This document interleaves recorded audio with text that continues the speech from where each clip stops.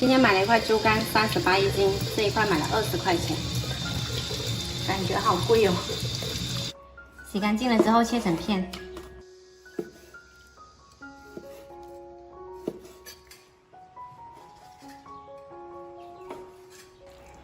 切好了，用清水泡10分钟，泡去血水。再剁个蒜蓉。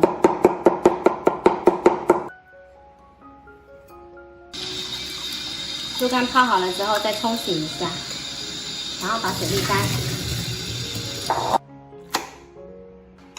加入2小勺地瓜粉。如果没有地瓜粉呢，也可以用普通的淀粉，用地瓜粉会更嫩滑一些。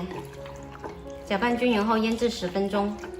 接着来调一个料汁，3勺生抽，一点点胡椒粉，再来点鱼露，没有鱼露呢就用盐代替，一点点白糖提鲜，搅拌均匀，放着备用。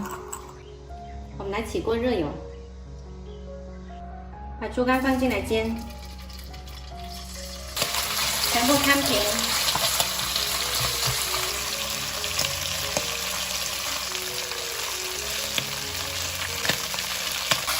煎至两面有焦斑，把蒜蓉放进来炒香。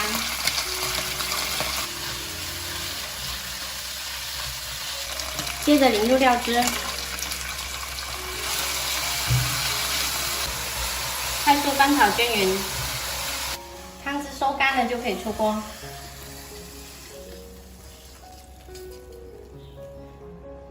撒上一点点葱末。